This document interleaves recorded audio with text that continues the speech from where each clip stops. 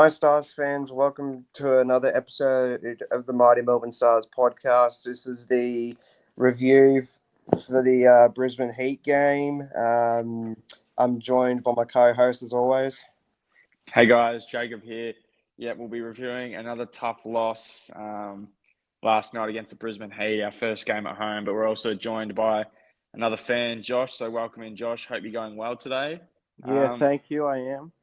yeah, that's good. No, we're glad to have you on again. You're familiar to the podcast, which is awesome. And yeah, I guess we'll get stuck into a bit of a review.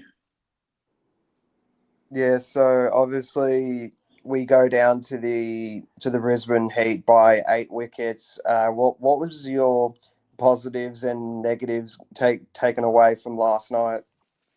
I think our main positive was our top order batting. We looked really promising with Joe Clark and Sam Harper up in the top order, getting that run rate up high in the power play. We were at about 10 runs and over, which was really good. It was good to see Joe Clark find some form after his poor performance in Perth, and also Sam Harper. We've been waiting some time for him to put bat to ball, and he did it quite well last night. 46 runs, hit a lot of nice boundaries and just looked really confident, which was great to see. And hopefully going forward, we get more of that from him because he's a special player and we signed him for a reason. You know, it was a big trade sending away Adam Zampa. So we needed something good in return. And Sam Harper provided that for us last night. I think that was the main positive from the game. There was a couple other little things that were nice. Obviously, Stoinis and Webster played a part in trying to produce a defendable innings. That's arguable if it was defendable or not. But they tried their best. I think our bowling was pretty poor. That was a weakness probably, but I'll hand over to Josh to share his thoughts. Yeah, I definitely got to agree. I do think Sam Harper definitely needs to play like that more consistently, like through like every game and not just that one game. And I think Tom Curran wasn't really great last night. Yeah. No, I think Curran, he can be a bit on and off from what I've heard. And obviously, he's an all rounder, so we can't rely on him every week to be scoring 37 runs like he did in the opening game. That was great. But at the end of the day, it's up to our top and middle order to get the job done before we get into the all rounder and bowler kind of category. Heath, did you want to move on? Yeah, we're going to talk about obviously the bowling. What part of the bowling didn't we like as we were bowling terribly? Some balls would bowl wide, other balls would bowl to save us. The major letdown in the bowling department. Yeah, well, I think it was a number of things in the second innings. Obviously, conceding a lot of wides didn't help, as we needed every run. Every run mattered to us. So we were letting a few little ones get away with a few wides. And also our fielding, I thought, was pretty poor. I'll categorise that in the bowling point of view. They were getting a lot of twos and threes when they should have been getting ones. We didn't. We looked very sloppy in the field. A few misfields, a lot of chances, drop catches. You know, all those things that add up after a game, they could have really affected the result for us. But Yeah. I guess we got to move on. We can't do anything about it now. I think the main thing that I was a bit upset with the bowling was actually before the game, we took out Peter Siddle from the lineup. The reason isn't known if it was personal, if it was a injury. He was there at the game, or maybe they were just resting him and they brought in Joel Paris. But the downside is they didn't even play Joel Paris. So we lost an experienced bowler and he wasn't even replaced by another experienced bowler. He was replaced by Campbell Callaway, who bowled one over for the whole game and got smacked around. He didn't bat. So it was kind of one of those useless average players that we put in. It's like how we put in John Merlo. It's like, why are we putting these guys in if we're not even going to use them and they're not going to have an effect? That was my understanding of it. Yeah. No, that's very good. So honestly, we were bad. So do you reckon Maxwell and Duckett comes in for Callaway and Parrott? Well, I think Duckett's obviously going to come in for Joe Clark at the top of the order, and I've just posted a starting XI of what I think, and Maxwell will come in around that number 4 spot. I think Callaway won't get a game, and I think Mark Steckty should come in. He's an experienced bowler who's in good form, and I'd like to see him get a game. And about the order, I was just going to ask you guys, do you think our order last night was good? Because after the Scorchers game, there was a lot of talk about changing the batting order. You know, Webster and Harper, our openers in doubt. Do you think because we stuck with our lineup it worked, or do you think we still should have made some changes? I think the one change I think we should do is we should give Marcus Stoinis a chance at the top.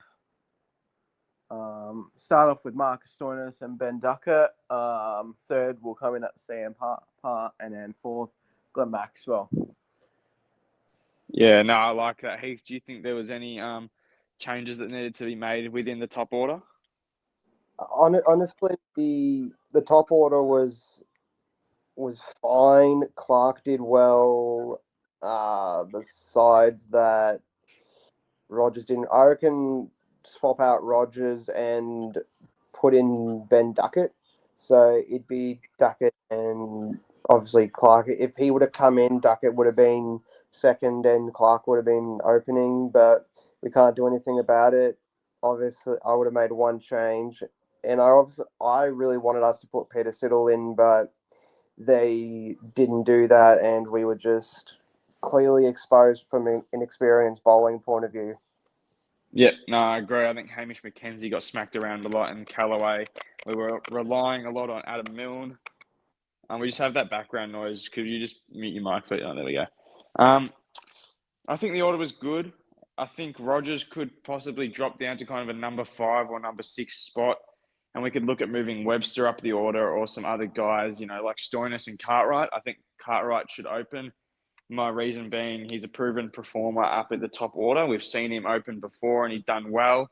And he's a reliable player. So I think we're using him too late in the innings when he's coming in under pressure and in a bad time. So I think maybe he should open and let him work. We'll let him work his way into the innings and produce a bigger total, hopefully around that 40 or 50 kind of mark. And Rogers has just been trying to slog at everything. So maybe if he comes in at like that 15th, 16th over, at like the number 5 or 6, then it doesn't really matter if he just slogs at everything. That's from my point of view, because right now he's not an opener material. I think he's throwing his wicket away and he's getting us off to bad starts. And we were just lucky last night that Sam Harper stepped it up and kind of replaced him. Another note from the game, obviously an injury update. We have some positive news. Glenn Maxwell announced last night pre-game that he is fit and ready to go in Adelaide against the Strikers. So it's going to be fantastic to have him back. That experience and leadership is really going to provide us with a great advantage. And how good is he with the bat, especially in Adelaide, the shorter boundaries. It's really going to benefit our power hitters. So I think that batting depth is going to help us a lot because it's what we've been looking for. What are your thoughts on that, guys? No, honestly thought that with Maxwell coming in, it's just like you said, fantastic. He'll give us the relief of the batters that we need, and same with Duckett. He'll be coming as well. So we get 2 power hitters, and it's going to be very fantastic. I just can't wait to see Maxi and Duckett do what they do and hit boundaries for us. And hopefully, this is the game where we get our season off to a good start. Yeah, I definitely agree. And, you know, as what Maxie was saying last night, he's at his best that he's ever been. Like, his body and all that, he thinks, like, it hasn't been as well. Like, he thinks it's the best now. Yeah, no, that's good. I think it's right that they prioritised getting him back to 100% instead of rushing him back, because obviously that could lead to further injuries, which could be a lot worse. And that's not what Cricket Australia or the Stars want with a lot of upcoming games in the coming months. I want to quickly touch on Cam McKenzie. Now, the young guy bowled 4 overs and got smacked around. Osama Mir is coming in as our main spinner in Game 4 against the Sixers, but Adam Milne is the replacement player for Osama Mir, not Cam McKenzie. So that means we would lose Adam Milne, and we technically still have McKenzie.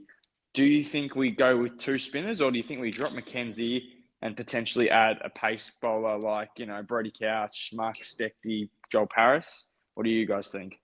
I think I think we drop Mackenzie, and I think we'll add in probably another pace or something.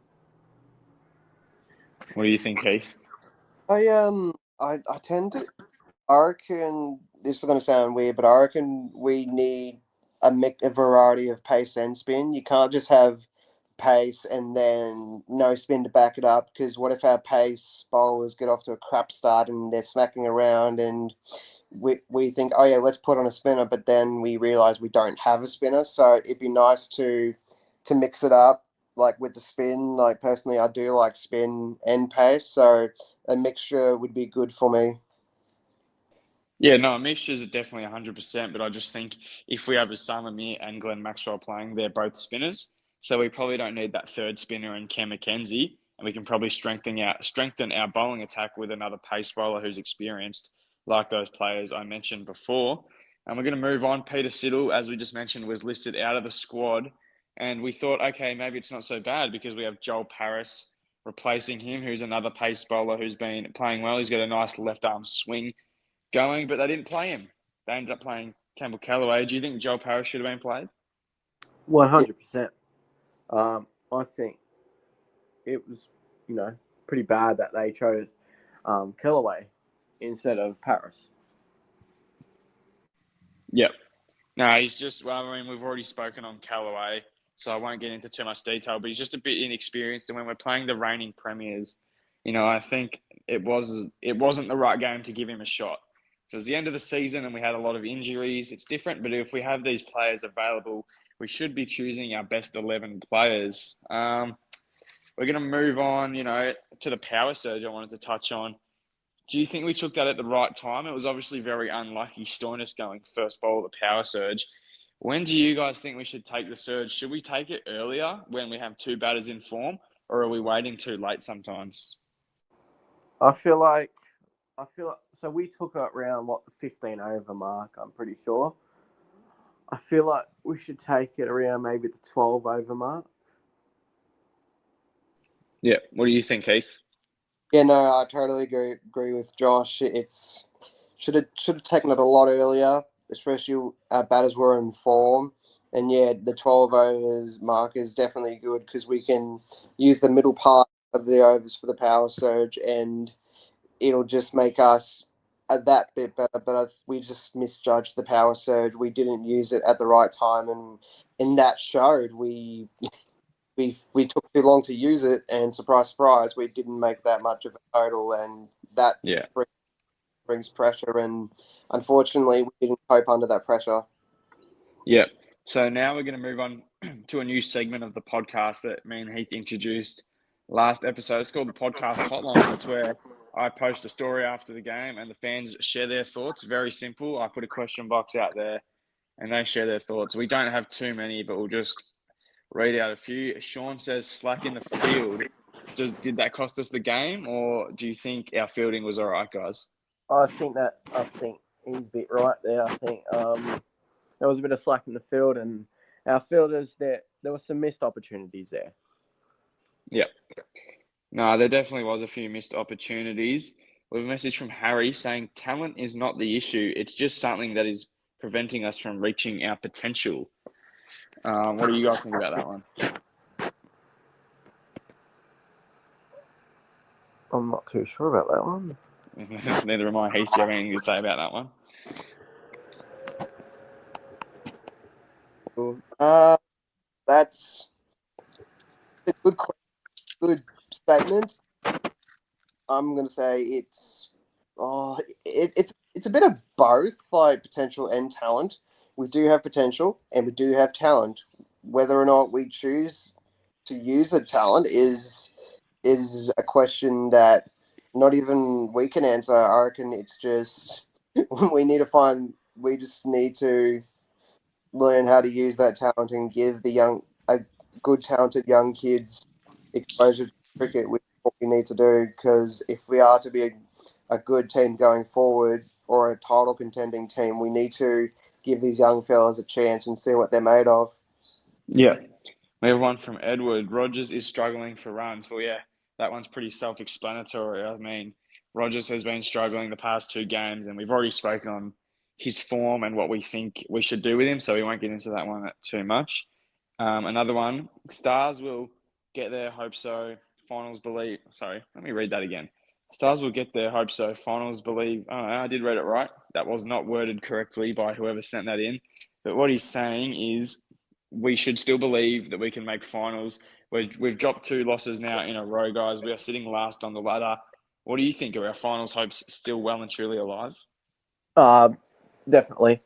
I think, if we beat the Strikers, that can change up the whole season. Like, we win one game, then we'll have some form into the next game. We win that one. Yeah. What are your thoughts, Heath? I was going to say, agree with Josh, because like you said that one win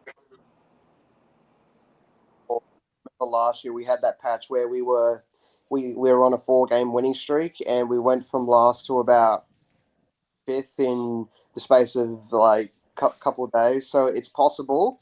I reckon we can do it again. We need to push very hard, and I still say we make finals. Yep.